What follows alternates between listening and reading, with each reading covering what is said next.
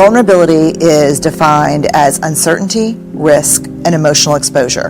Can you name one act of courage that you've ever been involved in or that you've ever even witnessed that did not involve uncertainty, risk, and emotional exposure? And it's a loaded question because I know the answer is no, because I've asked it thousands and thousands. I've stood in front of Navy SEALs and Special Forces military personnel and said, I want you to try hard to give me an example of courage that didn't require vulnerability. And in 10 years, I've never had a single person give me an example of courage, even on the field, that doesn't involve vulnerability. If you think you're being brave and it doesn't involve risk or uncertainty, you're not being that brave. You know how it's going to turn out. It's not courage. And so in that moment, people go, shit, but I want to be brave and I don't want to be vulnerable. And I'm like, therein lies. No one wants to be uncomfortable.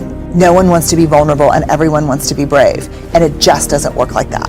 I mean, when I ask people what is vulnerability, people would say, initiating sex with my wife, sending my child out the door who thinks he's going to make the first chair in orchestra and knowing he's probably not going to make the orchestra at all, getting fired, starting my own business, saying I love you first in a relationship, trying to get pregnant after my first miscarriage. Vulnerability, it's uncertainty, it's not knowing, but doing it anyway because it's the brave thing to do.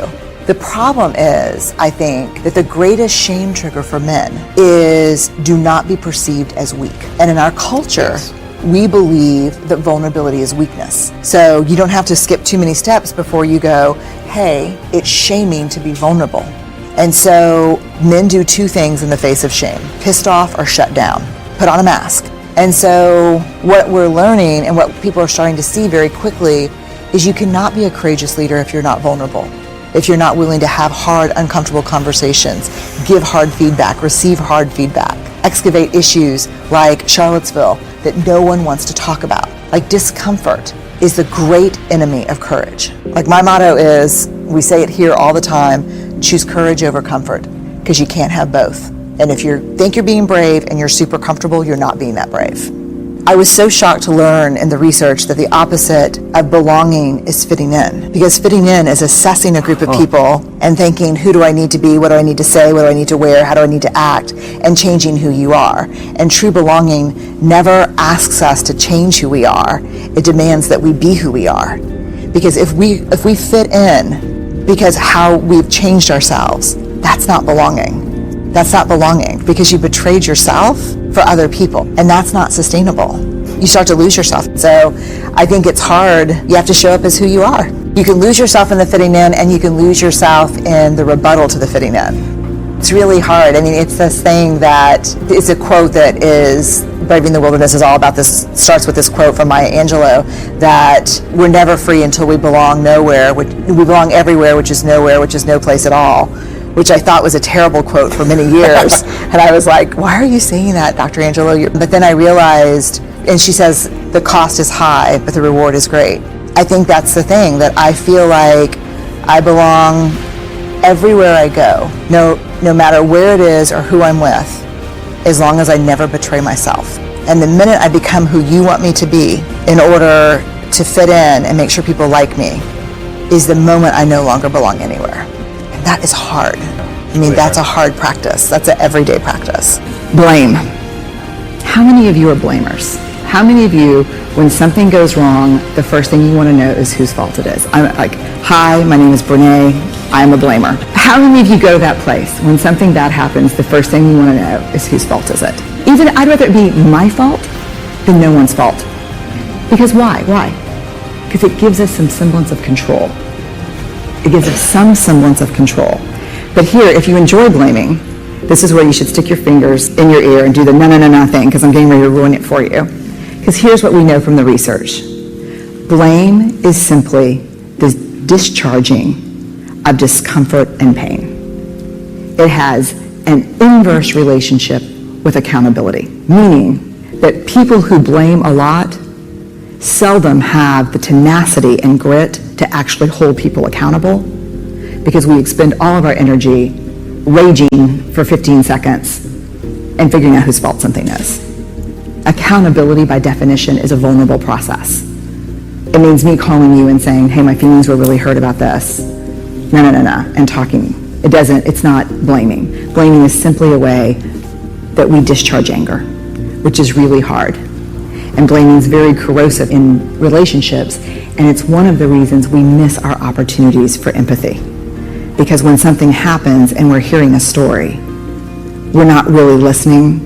We're in the place where I was, making the connections as quickly as we can about whose fault something was. There's a researcher at the University of Kansas Lawrence, C.R. Schneider, he died a couple of years ago, who spent his career studying hope. I lucked into his research because when I had my list of words that all of these wholehearted men and women had in common, I took a combination of them one day for the millionth time, doing a keyword search in the academic literature, and I came up with his theory on hope. And it not only changed the way I think about my work, but it changed my life, and it changed the way I'm raising my kids. As it turns out, hope is not an emotion at all. I think most of us think of hope as a feeling of possibility, of positivity. I'm very hopeful. What hope actually is, a cognitive thinking approach. Hope is not how we feel, it's how we think. And here is the most, I think, profound news of all. It is 100% teachable. The majority, we can measure hope in people. They measure highly hopeful or low hopefulness. What we see traditionally in people who have high levels of hope is they learned it through parenting, through their parents, who either explicitly taught hope or modeled hope. And as you can see, there are three pieces of it: goals, pathway, and agency. What this means simply is people who have high levels of hope in their lives have these three abilities. They can set goals, which is in itself not an easy task. They can cultivate pathways to achieving those goals, and they have a sense of agency. And agency is simply, I believe I can do it. Here's the part that I think is so important. Hope is a function of struggle. Hope looks like, I've got a goal, it's reachable, I believe in my ability to get there, even if I have to plan B it. One of the things that's happened in our culture is that we are not letting our children have any experiences of failure. No experiences of hard work, failure, more hard work equals success. What happens, and what I see as a college professor often, is when they get to us, it's a whole different ballgame. Most of my friends get text messages when their children's averages fall below 95. We don't do that in college. The workforce, the last Fortune 200 company I spoke with, they said one of the greatest problems with a number of younger employees contacting their parents about performance evaluations and asking them if they could call their bosses.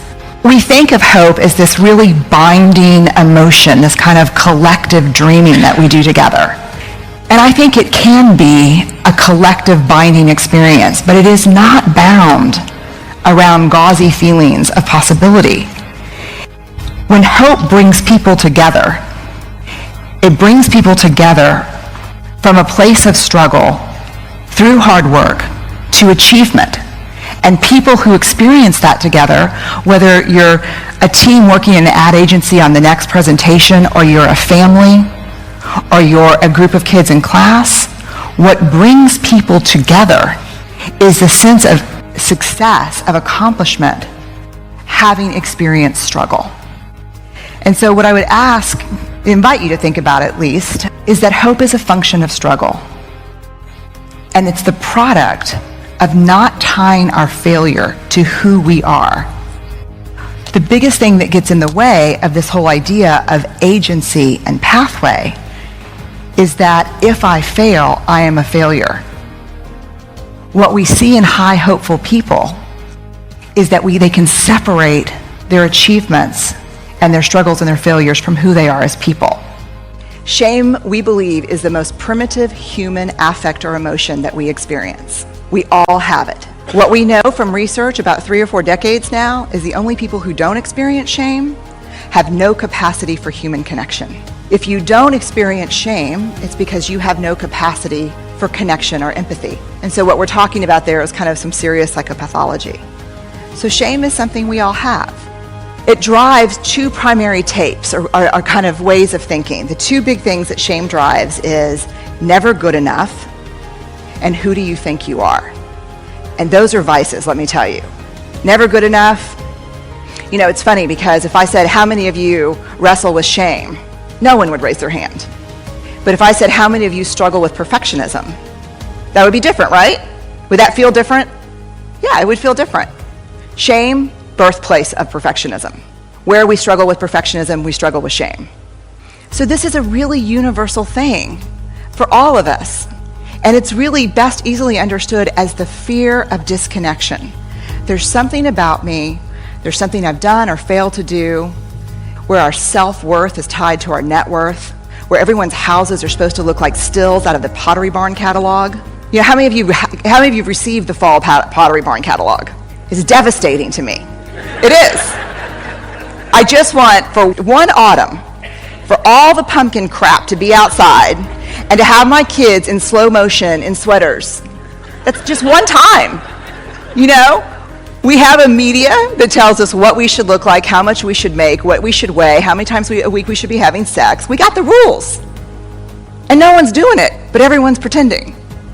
The issue around shame is it's an absolute silent epidemic. It's so funny because no one will talk about shame, but if you look at the Nielsen ratings for the last 5 years, the shows that really capture the top 10, shame-based programming, reality TV.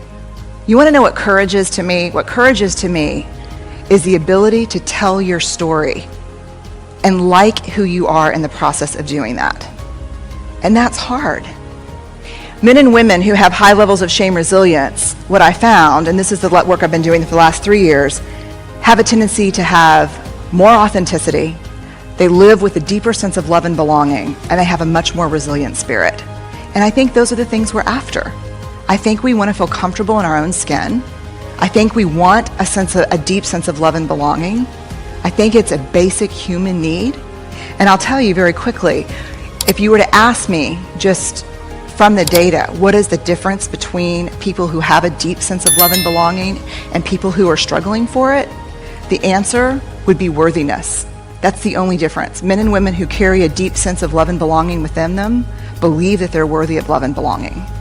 The trick is no prerequisites. Not when I make partner, not when I lose 20 pounds, not if I get pregnant, not if my husband comes back, not if my daughter gets into Yale, not if I make the Fortune 500. No prerequisites. Just as is, right now, worthy of love and belonging. And the last thing is a resilient spirit. That is an absolute outcome of being able to live in your story. You know, we get to rewrite the endings of our stories if we're willing to walk into them and own them. It's a powerful thing. Shame versus guilt, very quickly. This is really important. A lot of people confuse these two. The difference between shame and guilt is the difference between I am bad and I did something bad. How many of you in the audience, if you made a mistake and hurt someone's feelings, how many of you would be willing to say, I'm sorry I made a mistake? Show of hands. How many of you, if you made that mistake, would be willing to say, I'm sorry, I am a mistake? That's the difference between shame and guilt. Here's what we know, 3 decades of research. Shame, highly correlated. Addiction, violence, depression, bullying, and eating disorders.